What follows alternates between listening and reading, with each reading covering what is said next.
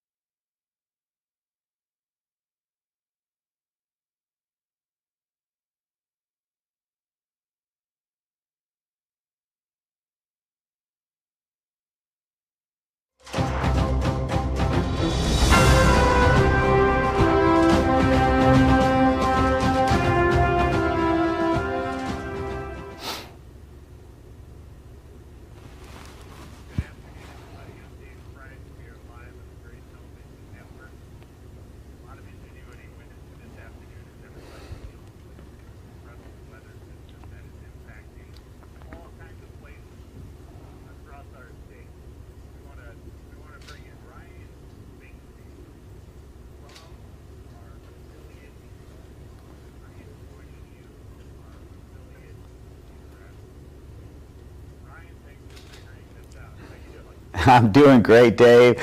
Thank you for having me. It's great to be with you.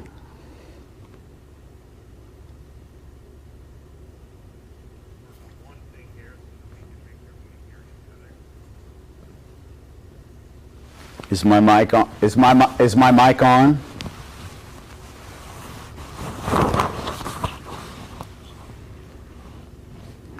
I believe I'm on.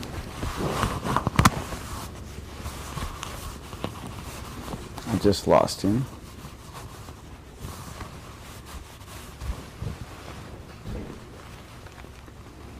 I just lost him. Lord, let this work.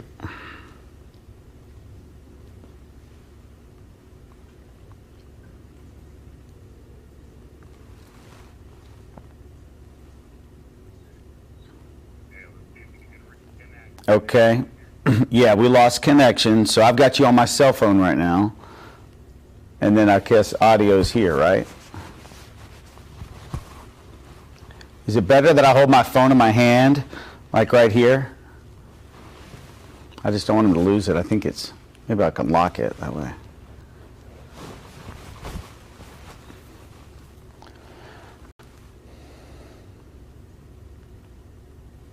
Okay, now I think we're back. All right, let's try this again. Ryan, how you doing? Can you hear us? I can hear you. All right. Can you hear me? Amen. Here we go. All right, thanks for working with us, everybody. We are connecting systems all over the state of Iowa to make this work. So we've been collecting questions from Iowans for the presidential candidates. Ryan, we appreciate you working this out. I doubt that you have snowstorms like this in Dallas too often, right? I don't think it's ever happened. We do get ice storms, but usually for 2 or 3 days and then they're over. Of course, the world shuts down for even a little bit of ice, but nothing like this. Hey, we appreciate your patience working through this. All right, I have a lot of questions we want to try to get through, and a reminder, we have assembled questions from Iowans all over our state, and we are talking to Iowans all over our state at this hour and probably beyond as this digital signal goes beyond that, as many people are kind of holed up in a lot of places dealing with this snowstorm. All right, so let's jump into the questions here. We'll start off with a question from Barb, and it's a multi-parter. What would you like your biggest impact to be as president? And then second, how can a candidate be considered the front runner when he continues to create chaos, be under indictments of suspicion, and continue to tell false statements? So kind of a two-parter if you want to handle the first one first. Okay. Well, Barb, thank you for the question. You know, this is something that I'm answering now all over Iowa, because everywhere I go, many people are asking this one question: what's missing in America? And as we think about that, I think we all know something is, but we haven't quite put, I think, a finger on exactly what it is. For some, it's the economy, or for some, it's the debt, or some of it may be the border.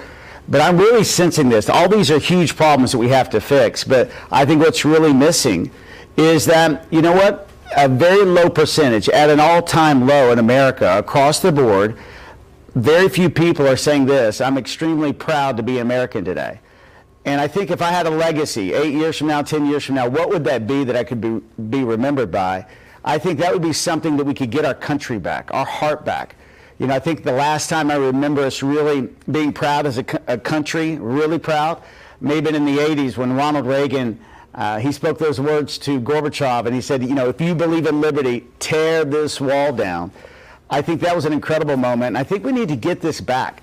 We've now gone decades with division, decades, I think, with a political polarization, probably a big push from that, from social media, where people get rewarded to get each other angry at each other, sound bites that cause division.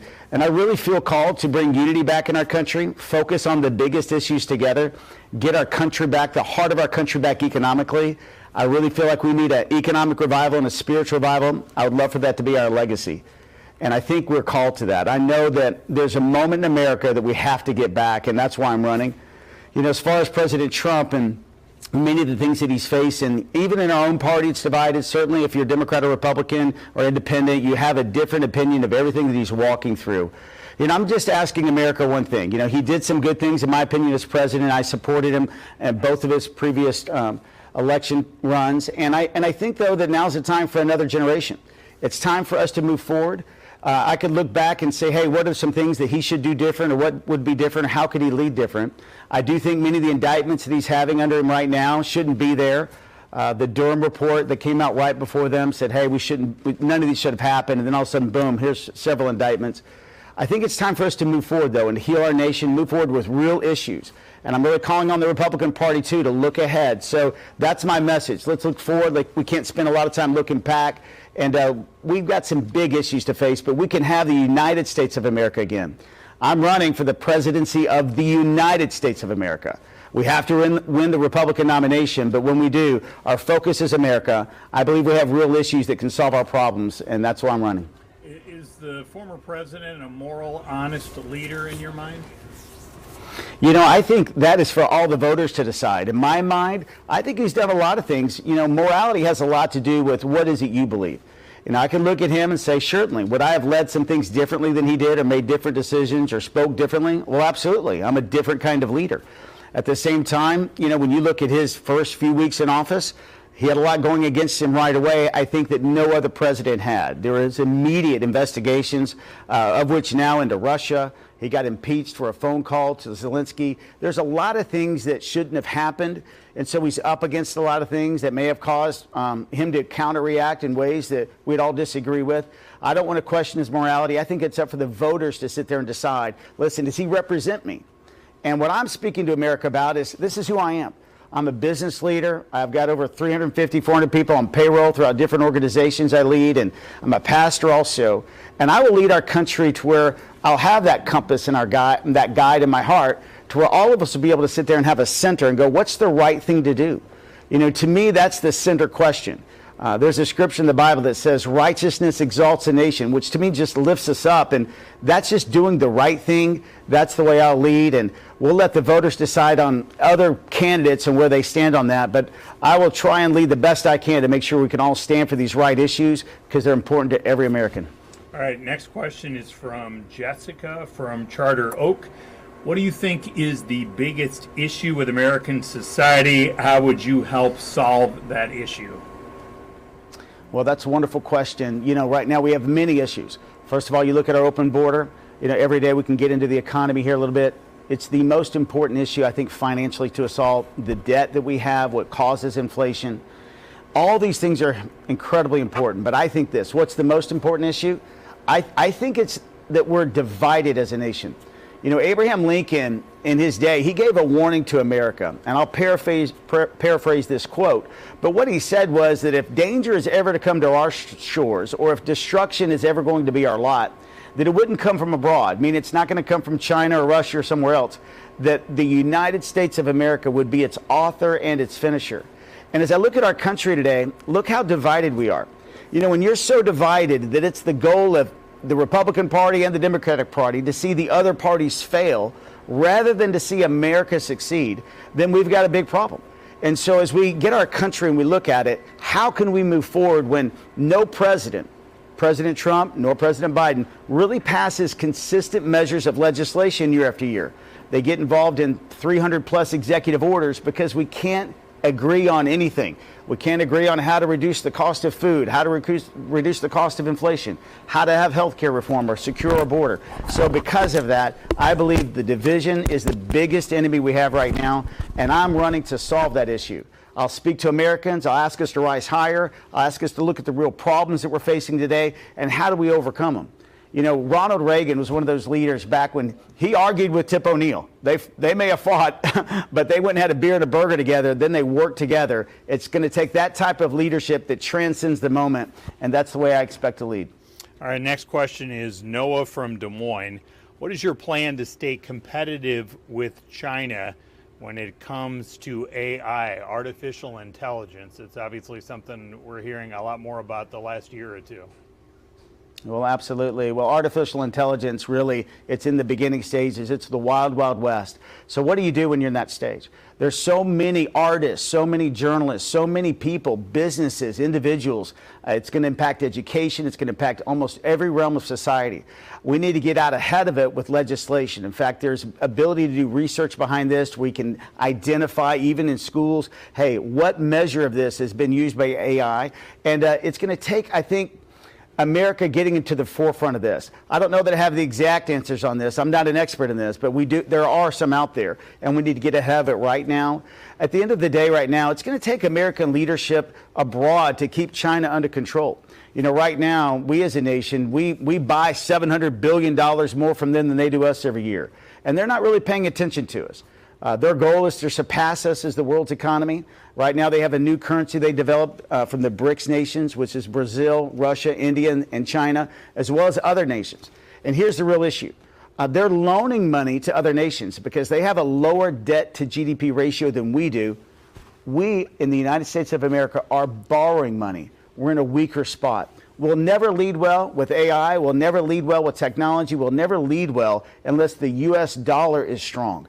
And my ambition, my strength is economics. And let's get the dollar strong. Let's navigate the storm we're in financially. And when the dollar is strong, we'll lead across the world. We'll be able to invest in the technology we need to make sure that we're protecting American businesses, protecting all of our lives from AI and other things that can harm it, and harness it for good. And that's what I'll do.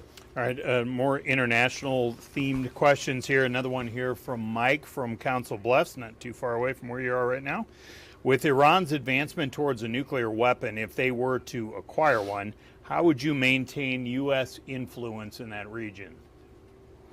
Well, right now we have to recognize, obviously, that Israel is our greatest ally in the Middle East right now. There's tremendous tension. In fact, we really are in a proxy war, and Israel is in a proxy war with Iran right now. This whole thing going on with Gaza, that is being funded. Hamas is being funded by Iran. Obviously in Yemen, the Houthis, they are being funded by Iran as well. We have a huge problem. Trade has been disrupted. I think you saw yesterday where we have now began to attack the Houthis in Yemen. And it's time to bomb them back or send that message back that they've disrupted trade. I think over 200 ships, they've been rerouted because of their efforts. And it's time that we actually address Iran head on.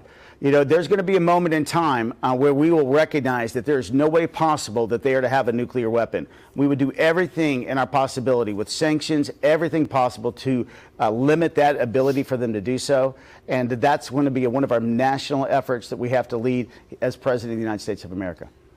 The President Biden's decision to take part in these joint airstrikes against the Houthis, he's getting some criticism from the left. Former President Trump has also criticized him. Does this type of military operation require Congress, or does the president, in your mind, have the authority to do what he just did? Well, I believe he's got the authority to do what he just did. You know, right now we've been attacked. Our ships have been attacked. Trade's been attacked. We're standing there just as a matter of defense, and they are shooting weapons at us. We're merely responding to that attack. I do believe that Congress needs to give obviously approval to go to war. This is not an all-out war on Yemen. What we're doing is saying this: if you're going to shoot us, we're going to stop you from shooting us. There's ability to intercept weapons at some level, but at some level you can't do that. I think they've had a pattern of trying to stop the arrow, and now it's time to shoot the archer instead of just the arrow, and I think that's appropriate at this time. There's a question from Corey, and this is something that I've heard you talk about, some of these themes. The question specifically is, what programs will or can be put in place on the federal level for black men to help with occupational assistance, job placement, and health care, those three main topics? Well, and as thank you know, Corey, there are disparities with all of those. I think that's what brought up this question here. Absolutely. Let me give you a real view that I have for America. You know, right now, the Republican Party is really at a loss with most of America. We really haven't had, I believe, strong leadership and a strong message for America in our big cities. For example, we have lost, the Republican Party, President Trump, we lost 46 of the top 50 cities by population. So we don't have would say this, a connected message to urban America, of which many minorities live, black, Hispanics, many others, and many of them are struggling in so many ways. So education's a big part. So I really want to start an urban America movement, and this will impact black citizens as well as Hispanic and all others in a great level, where they're in school districts that may not have the income level, that may not have the opportunities, they may not have after school programs, mentoring programs, also don't have trade and technical skills that can truly prepare them for work. So this is my vision. What is the Republican alternative? I would say this to socialism. What is the Republican message, and why somebody that is of color or struggling financially in urban America today, why would they vote for Ryan Binkley? Well, at the end of the day, I have a message for you, and it's not just more money. It's not like we have more grants or anything like that. Our nation is completely broke. But what I do have a message I believe is the most impactful one for your future, and that's this. I want to be in your life at a third grade level. Mentors from college students all over the nation, other people giving back into community centers, spending time with you, teaching every young child how to read, write, and do math at higher levels. Only 15% of black children in the urban areas are reading proficiently today. We have to improve that. That's 15%. So there's a long-term and a short-term solution. Long-term, we have to start early. Short-term, even at the high school level, we need to start investing in trade skills. I'm asking every single public company, private company, church, charity, individual, let's do this one thing. Let's own our cities. Let's take ownership of them. I'm from Dallas, Texas. You don't need to own Dallas, Texas. That's up to me and the business owners, leaders, church leaders there going, hey, how do we dive into our toughest areas of town where students are really lacking in trade skills and opportunities? Because less than half of them are coming out graduating from college. So what's happening to everybody else? We actually need to have you a 2-track system, and maybe 3, and I'll share that with you. So when you get out of high school, you're ready for life. And that's my vision. How can we prepare you for college? I call that a Tier 1A track. Get ready to go to college. College students are going to have a higher income opportunities long term. Second, A1 track, though, that may even be better today, and that's a technical trade skills where you can come out of high school as an apprentice earning a living wage job. These aren't just hard jobs at construction. There are certainly craftsmanship jobs, but there's apprenticeships in many levels, from technology to healthcare, cooking, restaurants, service industries, where you don't have to have a 4-year degree and come out with $100,000 in debt. You can actually come out and support your family. So I want to begin these 2-tier things. And the other one could be the military, where we're just preparing you for life. So if you want to serve in the military, which I want to bring back that patriotism in America, which is really low today, and give you a chance to start getting ready for life. And that's my vision. Let's do this for all Americans. Many people are struggling in our bigger cities because of the opportunities that are there and the lack of opportunities that are there for many people based on their color. It's time for us to seize that moment and take advantage of that now. We have seen hundreds and hundreds of campaign events during this caucus cycle. You personally have had well more than 100 as you've traveled the state. For the most part, when you go to a Republican presidential candidate event, you go into that room, regardless of how many folks are in there, you see very few folks who do not have white faces. Why is that? Now, obviously in Iowa, most people are white. The growing demographics in this state are people of color. Why is it that your party is not attracting the same percentages, if you will, of non-white folks than compared to maybe when you go to a Democratic event? Where's the disconnect there? Well, I think you're right, and I think I touched on part of it just earlier. We really haven't had a message. First of all, we have to recognize that, our party started off as the party of Lincoln. The GOP party started really paying attention to the most defranchised in America, and that was the blacks that were in slavery. So we were the party that cared for them the most and that brought us out of that. We're also the party that got rid of the Jim Crow laws, but there was an era 50 or 60 years ago where things switched, and the American population began to switch based on race many times and how they were going to vote and which party they were going to be a part of. I think it's time that Republican message start to resonate with all Americans, brown, black, all colors, because we've got a true message. And I'm transcending this moment. I'm a pastor also, and I pastor a multicultural church. Many Christians in my church have come up to me and said, Ryan, I'm not a Republican for really these 2 reasons. Not because I believe in a far woke or left agenda, but really because the Republican Party hasn't had a clear message for the poor or for the immigrant, legal immigrants. They focus a lot on illegal immigration, but many of them have been here 20 and 30 years, are legal citizens here. They have family that want to come here legally, but they said this, Ryan, you don't have a message that meets my needs. And so as president, that's what I'm looking to change. I want to bring this back, that if the Republican Party doesn't have a message for the poor, if it doesn't have a message for the black community or the brown community, then really we're missing the message. We've become too, I would say this, predominantly white in many ways. Obviously here in Iowa, it's mostly white, but it's not far off the truth that our party actually needs to be more diverse and broad. But it starts with this, the right message with the heart of the community. So mine is diving right into the most difficult areas. You know, Republicans have been kicked out of urban America. When you look at the electoral map, it's amazing. It's red all over except for the big cities. Then it's blue, blue, blue. I'm from Texas. We're a red state, but we lost Dallas, Houston, San Antonio, Austin. I tell people Austin's a little weird. Love you, Austin. I'm from there. I went to school there, but it's always been Democrat. But Fort Worth went Democrat in this last election, which has been Republican for the last 65 years. Why? Well, college students as well, not just blacks, but college students are voting Democrat.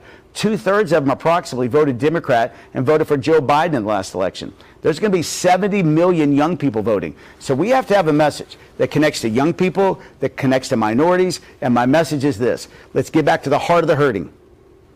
Let's focus on, I think this. Who would Jesus focus on the most? He would be right there at the heart of the hurting. Who's struggling in America? Let's dive in there. Not just with more money.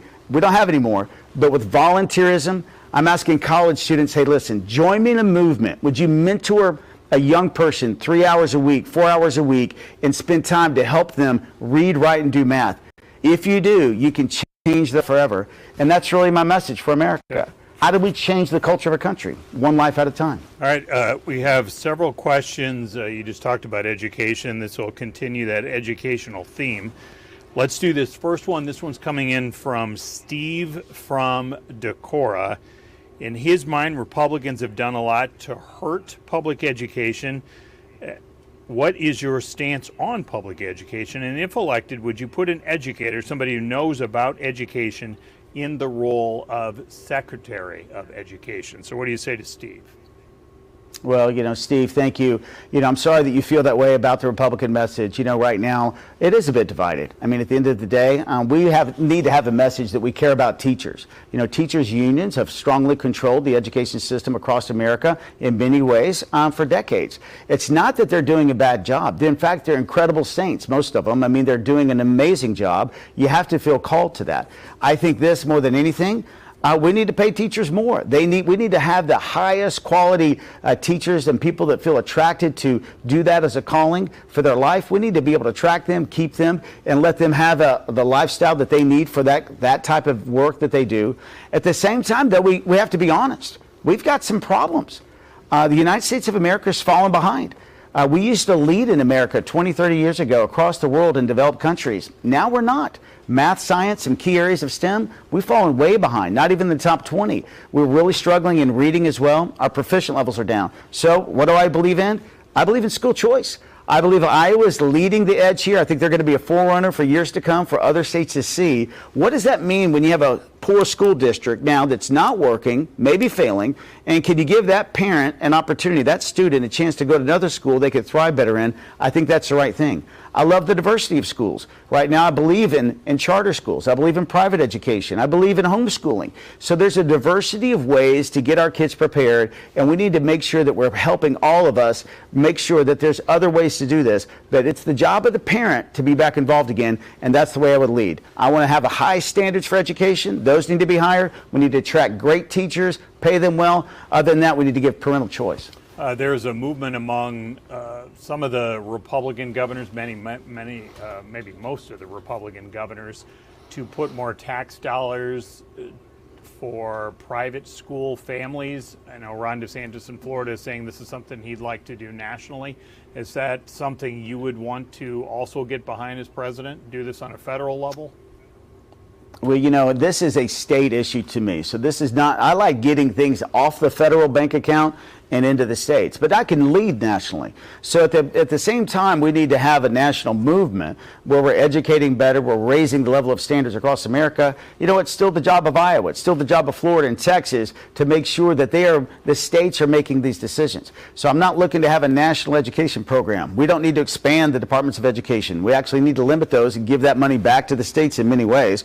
And so I'm not in favor of that, but I am for school choice. I am in favor of states making that decision to give those tax monies back to the families and let them decide, not only for private education, for charter schools, which many of are public as well. Can they move? Can that money be used? Maybe even homeschool parents. They're coming out of their own pocket and they're paying taxes. Shouldn't some of that money that they're already paying taxes on, that's being used for public education, be attributed to them at some level as well? I think so.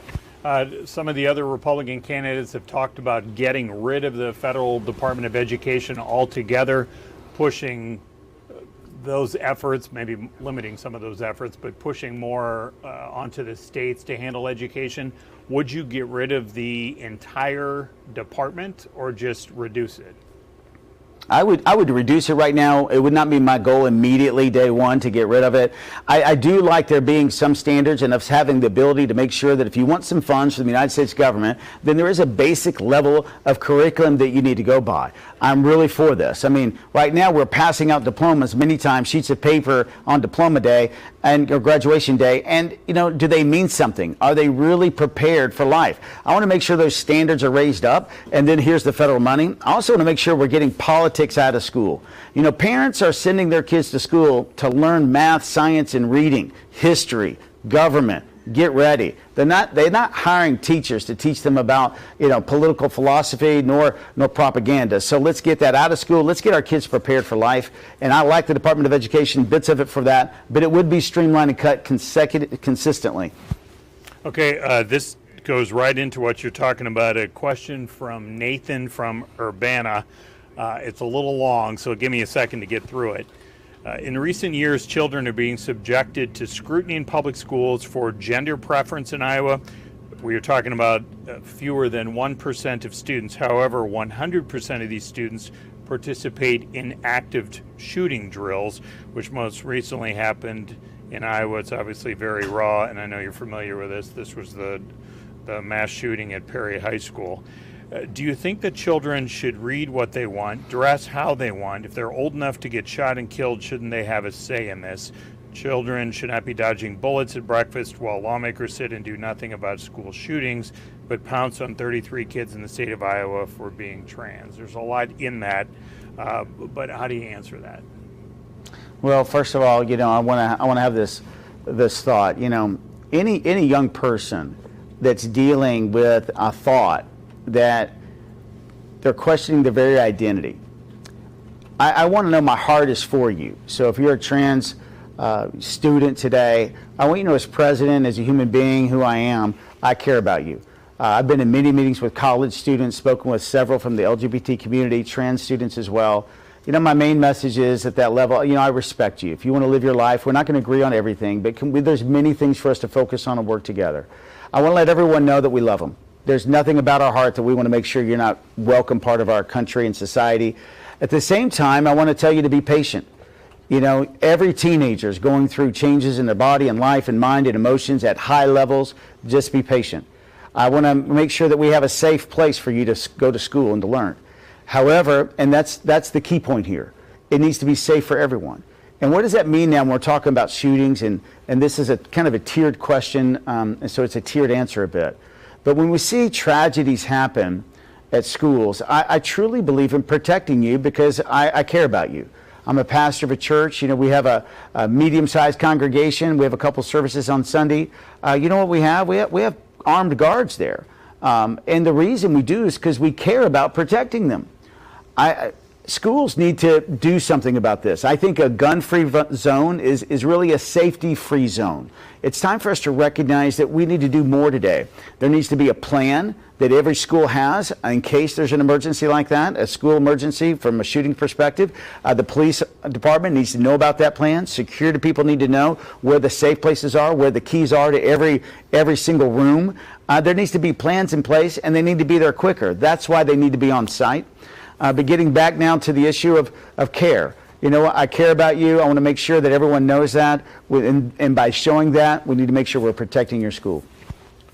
Okay, so just to be clear then, so should every school then have some, whether it's police, whether it's armed staff, what are you exactly saying with security?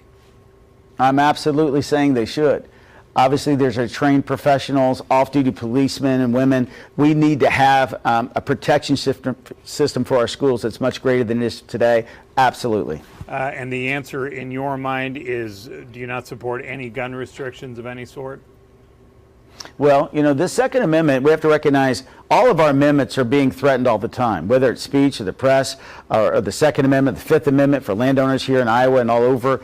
The Second Amendment's one that should not be abridged. Now, I obviously for mental health issues that are severe, I think there should be cases where we look at those. But at the end of the day, it's not the gun that did this. Most of the people that are walking through these are going through a severe mental health crisis, of which I am for states investing so much more. You know, there's a surplus of hundreds of millions, I think, right here in Iowa. One of the things I believe they should do, if you have a surplus in your state, start investing in mental health care again. We have a tremendous difficulty right now. Many kids, young people dealing with addiction issues and mental health issues. Many of these shootings are just that.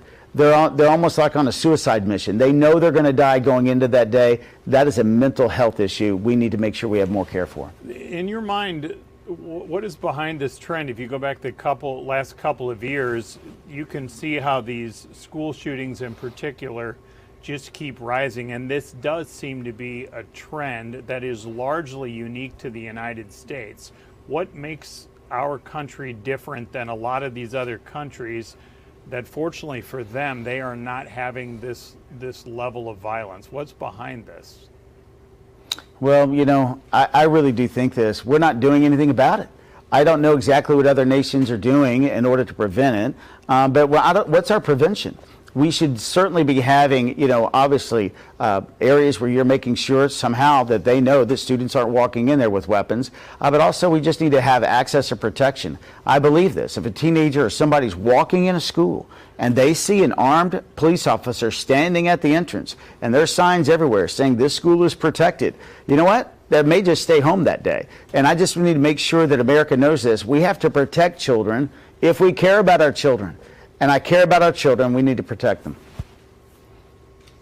Okay, this is a question from, got to get down on my list, excuse me, Freddie from Mount Vernon. And this is something you have talked previously during interviews and in campaign event appearances about, you know, broader reach here, broader outside reach beyond the Republican Party. And so Freddie had asked, would you support people becoming Republican for a day? And as we have our caucuses set up, you can go in there and register Democrat or Republican for that day if you really want to, and then go change the next day if you choose to. So Freddie is asking, what do you say to the folks and the concept of coming in, voting for Republican on caucus night, and then you may go back to being a Democrat or a non-party? Well, listen, right now, vote for what you believe in. You know, you'll see our message, believe. I think this is what we've gotten away from. We're voting for candidates really that we don't believe in today. Sometimes many people in Iowa are thinking, well, I think this person's likely going to win, so I'm just going to vote for them. You know, that's what the general election is for, Dave. I want everybody to get behind the candidate on the general election. But at the end of the day, the caucus, this is for voting for a candidate that you want to see win. This is one that you want to see step up. You know, in this race right now, we've been fighting. You know, we've been fighting for national media attention. We missed the the debates by a few pollsters in New Hampshire and one national poll. And so we've decided to stay in. And in this race, I mean, we made it past the vice president, a couple billionaires, a couple governors, I think a senator, congressman or two. I mean, a mayor of a big city. We're in this because we believe in something different for America. So what's different? I think we have to see people again. Our party has been lost. We've been so divided. I'm a leader that wants to stop inflation, actually make your health insurance cheaper. I believe we can do that. I believe we can secure the border and do it from coast to coast, get funds for it, and actually have a comprehensive immigration plan. I believe we can have an urban America renewal movement. And so if you want to vote for me, yes, come vote for me. I think this, why not? change to the party. If I'm the candidate, stay with us on this journey. You don't have to go back. The reality is this: we have a message for America that counts. Now, if that ever changed and the leader was there that obviously didn't meet your goals, then certainly support the party with the president that meets your ideas. But right now, if that vision sits well with you, I'm asking everybody, vote for what you believe in. Don't waste your vote on some other candidate that's a little less of somebody else just because they're a little less volatile. I mean, vote for something that really matters. Let's get our country back. And that's why I'm asking people to caucus for us, vote for us. So absolutely sign up, come vote, and let's have faith for a great day on Monday. The United States is a $34 trillion collective debt. We are seeing how it's rising far faster the last 10 years in particular than it had before. So as you might guess, we have a lot of financially based questions, economic questions. And I might summarize a bunch of these, maybe going back to an interview you and I did a while back where you talked about when you look at federal spending and how we're going to spend the past year almost $2 trillion more than the federal government took in. You said if you had to put a figure on it, we're probably spending at least 20% too much. How do you make that kind of substantial reduction in the federal spending? Well, first of all, you have to communicate to America, all of America, Republicans, Democrats, Independents. You know, Dave, 49% of America is independents out there. So a lot of those people that may want to come over and caucus or vote Republican, that's part of the journey. But I got to communicate to everyone, why is rent up 30% more this year than just a year and a half ago? Why is food up 20 or 30% more? Why is you're spending $800 more a month in everyday expenses than you did just a year and a half ago? Well, the reason is because of our debt and because of our debt spending every single year. The Fed, what they have to do is print money by creating treasuries or buying new treasuries, and that is a result dumping money into the marketplace. And so when President Trump, we went $7.5 trillion in debt, doubled down on that with President Biden. We've doubled our debt in the last 9 years. And so this causes inflation. So I've got to communicate to everybody what's the reason we need to make a change, and then get to the heart of holding everybody accountable to what this means. It's an economics lesson. You know, Dave, I've been to college students all over. We've done a lot of town halls at universities. Most students aren't being taught macroeconomics or what the money supply does from a macro standpoint and how it causes inflation. We have to stop the spending, stop the wasteful spending. I have to go after the big things like healthcare. We spend $4.5 trillion a year in healthcare, only get about $2.5 trillion back in taxes, and the rest of that is debt we're creating in this one area alone. We can go after healthcare, get the monopolies out of the system, get the waste out of the system, get big pharma off the government dime, by the way, which is a whole nother conversation, but we can balance the budget. So we put together a 7-year plan to do so, and there's a way to do it. It's getting rid of wasteful spending. We can still keep defense. We can still support our veterans. There's certain people we will not cut on, but there's so much waste out there in healthcare and other areas. And when we do, we can balance the budget. And when we do that, we'll get our country back financially. I read the paper this morning. I was snowed in, so I got to read. I mean, there's a 12% rise in homelessness versus this time last year because people were on that rent bubble. There's people right now, 50% of young people are living with their parents today. That was not the goal when you went to college, to come out and go back home to mom and dad. So we've got a huge problem. I have a plan to fix it. We get messages from people that rip on the media for not, in their minds, talking enough about through COVID, the recovery, the economic recovery that we're probably still in from COVID, that we don't spend enough time looking at what they view as essentially just greed by some companies, kind of tapping that up. So yes, expenses and their costs have gone up for quite a bit. Now we've seen inflation start to back off. It's less than half than what it was, still higher than what the Fed is trying to get. Is that a piece of all of this in your mind? Is that a fair criticism? Well, let's just take, for example, the comment you just made, the inflation's going down. So that was the narrative for the last 2 months. But just yesterday in the paper, the reports came out that inflation's going back up again. And I told everybody 2 months ago, I said, listen, when the Fed quit raising interest rates, that's a sign that they're trying to stop inflation. But that's not why they stopped, because they never had it under control. Their concern was these small regional banks were going to fail if they kept doing it, and they would. And so the problem is now inflation just went right back up this past month, and it's going to go up even more next year. And that's going to cause us to be at a very, very big concern financially. I'm right here in Omaha. So the Oracle of Omaha, Warren Buffett, he sold $30 billion worth of stocks this year alone because he sees trouble ahead. I see the same thing. Now, if we get back to pharmacy, drugs are big things. There are problems that we have in America where politicians, leaders have given them passes. I'll give you an example. Pharmaceutical companies, they're huge, multi-billion-dollar companies. They get a tax break on the advertising dollars they spend. Have you seen all these pharmaceutical commercials out there? I've never seen anything like it. It's amazing. But we give them a tax break. They deduct their advertising expense from the taxes they would pay as a normal business, if that makes sense. They're going to bring in money as taxes based on their income, and now they get to deduct their advertising expenses through that. That's one example that I would eliminate day one. There's unfairness in that at high levels. Not only that, Big Pharma is robbing our country. So it's a complex answer to this question, but there's inequity in the systems all over with pharmacy drugs, big pharmaceutical companies, and we have to get the waste out of the system. And when we do all this, we'll get our nation back on track. All right, a question from Mike, and it gets into something you were talking about before about bringing people together. And Mike had asked, our country is divided more than I can remember in my lifetime, and I would like to know what you would do to bring our country together, and you addressed this a little bit, as well as promote liberty and justice for all, as I am not seeing that enough today, according to Mike. Wow. Well, thank you, Mike. You know, in 2.5 years, Dave, we're going to celebrate our 250th birthday as a nation. That should be an amazing month. I mean, that shouldn't just be a day celebration. That should be at least a month-long or year-long celebration. Now, I'm old enough to remember the 200th anniversary that we had in 1976. But, you know, that should be an amazing day. But I'm glad that day's not today because we are so divided. So what would I do? Well, first of all, I would start focusing on issues that we all share. You know, there's Republican issues, there's Democratic issues, there's independent issues, but then there's American issues. So as president, what I'll start doing is saying, listen, let's get behind the things that's impacting all Americans. Well, what is that? Well, first of all, it's the rent that's gone up to so many Americans. It's the inflation that's crippling your bank accounts. The average person in middle income is getting hurt the worst. Let's dive in that together, guys. This is not a Republican issue. We have to stop inflationary spending so we can get this back under control. College students are the ones losing today.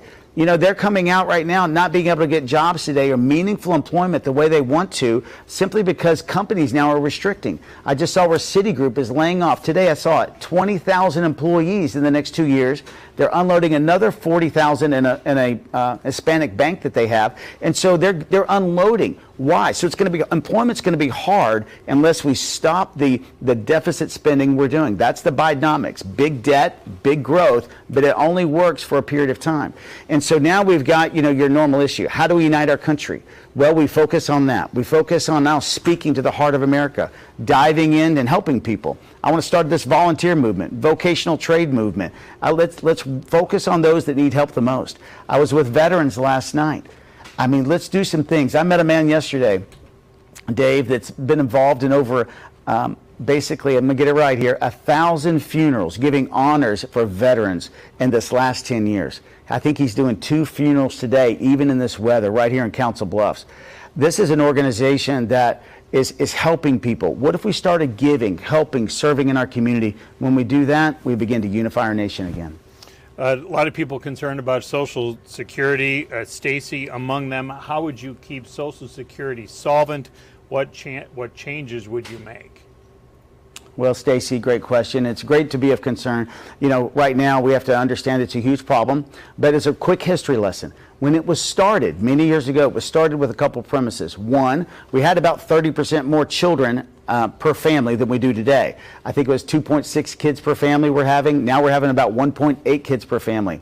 Number two, people weren't living as long. They were living to be 65, 68 years old on average. Now it's another 10 or 12 years longer is the average lifespan. So it was built on a faulty system that's just not working. So I'm 56 years old. In 10 years, I will get about 78 cents of the dollar of what everybody's receiving today. So the sooner we repair it, the sooner it'll be fixed. It's set to be bankrupt. So what I have to do, I can't raise taxes right now. We're at an all-time high inflationary environment. We're very volatile financially. I would not do that anyway. We have to be honest with you. If you're young, I was told don't count on Social Security 30 years ago. I'm going to tell you that. If you're young, don't count on it. If you're over 60, it's going to be there for you. We're going to keep it for you. But if any presidential candidate says, I'm going to save your Social Security, ask them this question.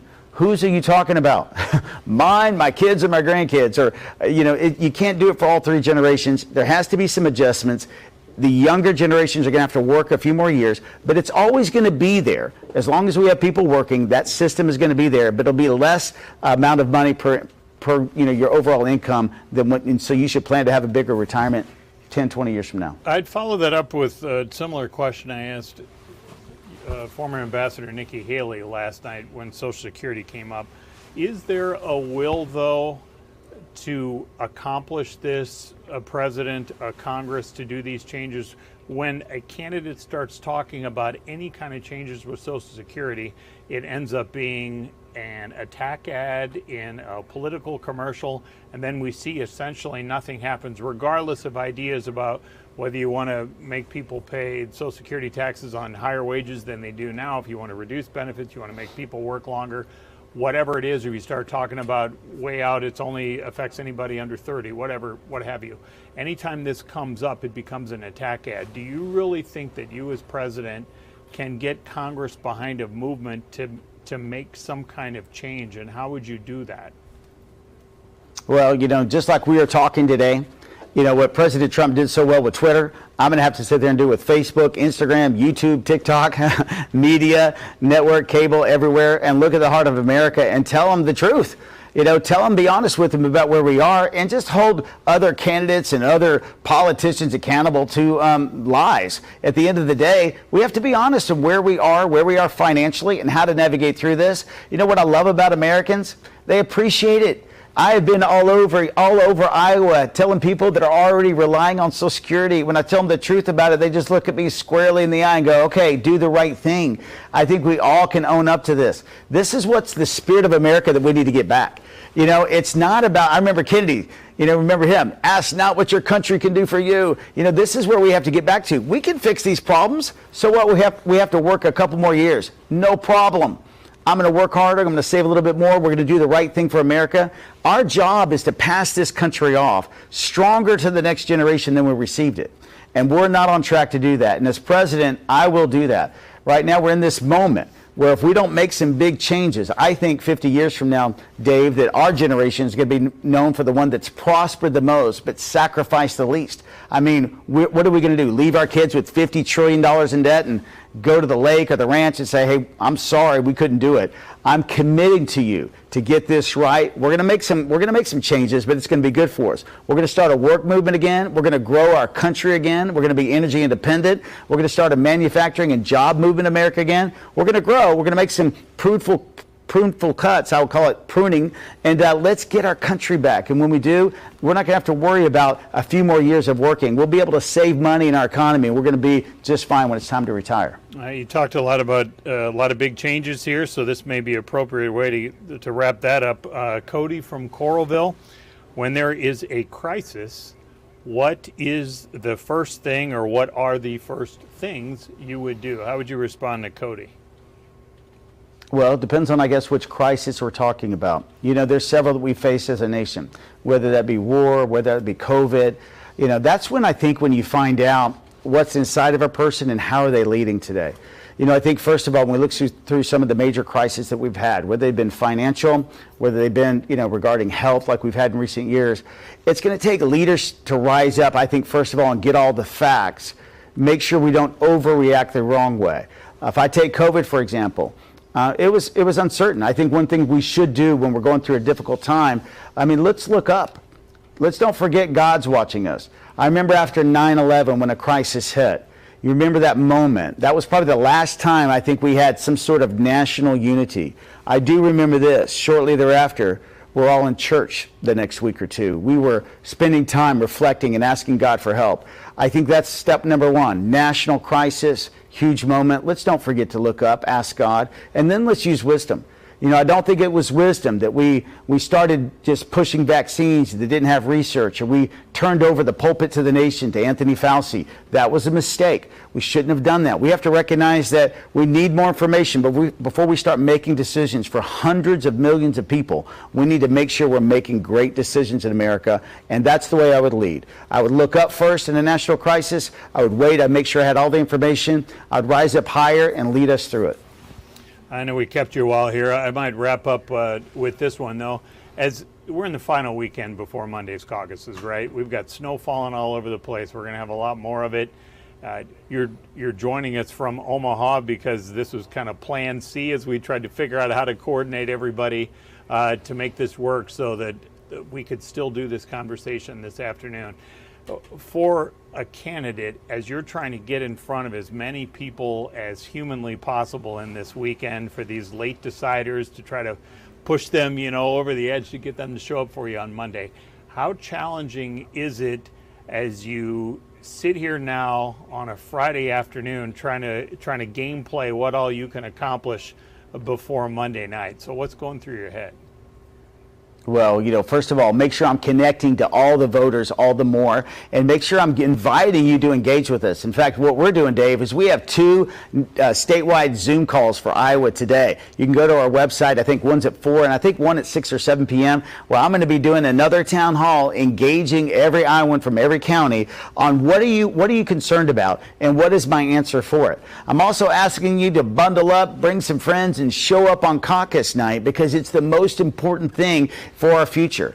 Everyone's looking to Iowa to lead. Everyone's looking to see this caucus night. I've been over 200 meetings across the county, across all 99 counties, and I've been to all of them many 2 and 3 times. So I'm asking you, show up for us, but I'm asking you also lean in. Many of you people have been, undecided, and I'm like, listen, if you want something different in the United States of America, vote for something different. Don't vote for another politician that's just going to give you the same noise year after year that could be bought off by Democrats or billionaires, because that's a big part of the program.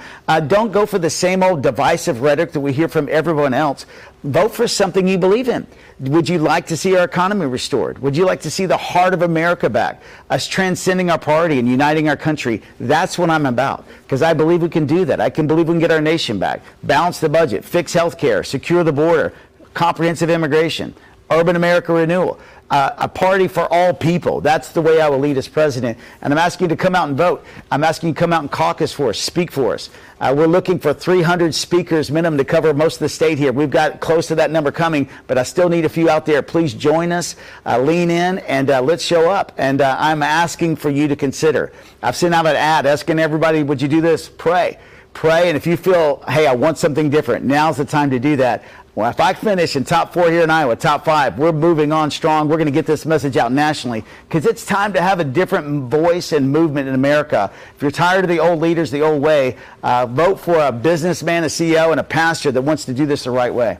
Thank you very much. All right, Ryan Binkley. Hey, just a personal thanks. I know you and your team worked through a lot of ways to try to still figure this all out today when snow is causing so many problems. So we appreciate you keeping your commitment and all the brainstorming as we made this thing work. So thank you for that, and best wishes on safe travel throughout the weekend. Thank you, Dave. And it's been great to be with all of you. Please go to our website, binkley2024.com. We've got speeches out there on YouTube as well. Lean in one more time. I'm asking for your help. Thank you. All right. Thank you.